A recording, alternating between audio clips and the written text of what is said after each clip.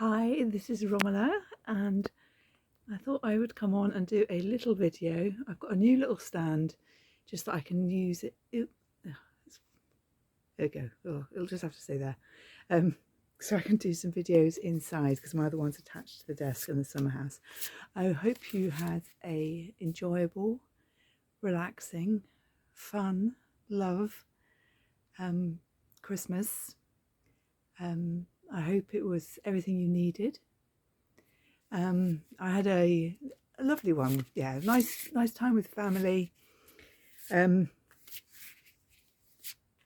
I thought I'd come on in this Twixmas time for this Monday the 29th and pull some cards around this week before we head into the new year on Thursday. So I'm using Rise of the Warrior deck by Luna Marie, and let's see what cards are coming through for us. So the first one we have inner child here. Listen to the voice within.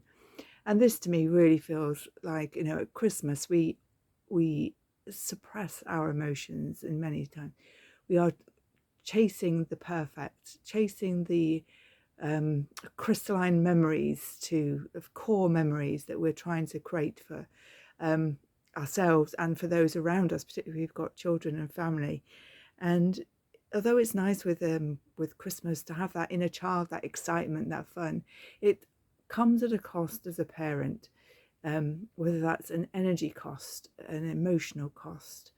And this is just, yeah, so yes, tap into that inner child and have that fun and that excitement, but allow your inner child also to feel the emotions of when things perhaps weren't perfect, when you know, as a child it's very often around what you didn't get for Christmas, like the Mr. Frosty that I always wanted. But balance that, it feels like a balancing with the parent as well. So that balance of the joy and the excitement of the inner child balanced with the requirements of being a parent, and bringing all those emotions and acknowledging those emotions and bringing them up. Yeah, let's pop that one there. Let's see what else we've got here. Let's have this one. We have health and time to look after yourself. How perfect is that? It absolutely is. I don't know about you, but I am eating loads, particularly cheese, chocolates, there's alcohol happening as well. And there will come a time when the Christmas festive food needs to come to an end, and to step into the energy of prioritizing health and well-being.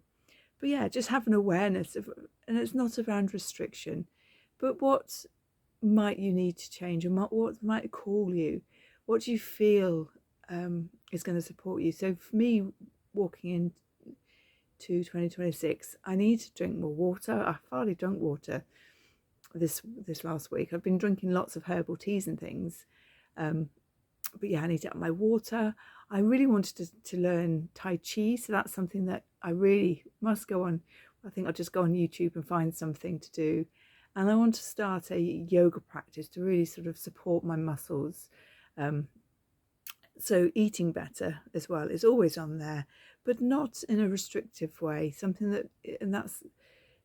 in a way that's going to support me mentally as well as physically. So yeah, have a think about what gentle health regimes are calling you. It's not an obligation, it's not a should. But yeah, just contemplate that. My cards are all upside down. We've got wrap up for winter, isn't that perfect? Time to hibernate. And this always feels like it is what it is. And I think Christmas is festive time, particularly this Twixmas that we're in at the minute, when you really don't know what day it is, what obligations you've got coming up. It's that time to hibernate, to go within. And I will admit, I have been slobbing in front of the telly, we've been watching a lot of Star Trek, actually, of the whole series that we haven't seen before. And that's really nice, just to sit and chill and do nothing. But what I really know, there's a different kind of hermit that's calling me, and that is the hermit of going within, of connecting into my higher self, connecting into my guides. And with that, I can really feel the energy just shift around me, and that's what I need. That's the hermit that I need to connect into, not just the stop and do nothing energy. So how does that, yeah, have a think, how does that land for you? How does that hibernation, that hermiting, how do you need to support yourself? One thing I need to look at doing less of is my phone. I really I think particularly when I am sitting watching telly, I'm scrolling or I'm looking at things, and that is a habit that definitely needs to go for coming months. And wrap up for winter. It's about that supporting yourself, making sure you've got all that you need around you. Yeah, like, you wouldn't go out for a winter walk without your gloves on. At the same time, boundaries when you're with people are important.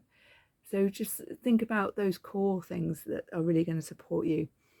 Okay, I think because of where this camera is, I think I can probably squeeze a fourth card out. So let's see which is coming through. Let's have this one. Feel the rose petals of love, embrace your vulnerability.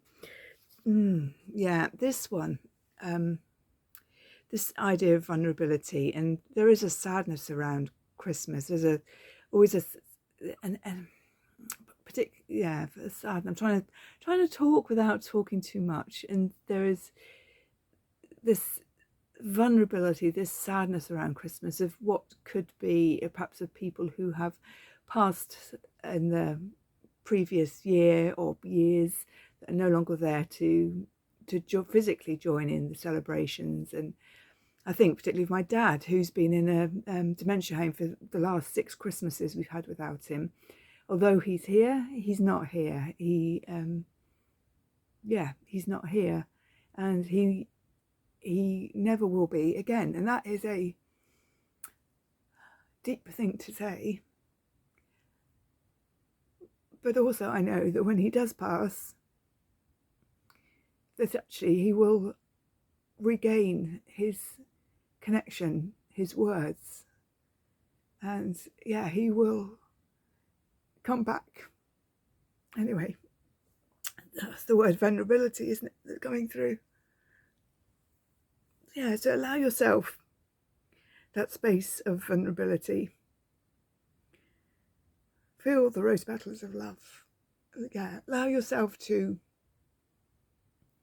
receive love, to recognize love,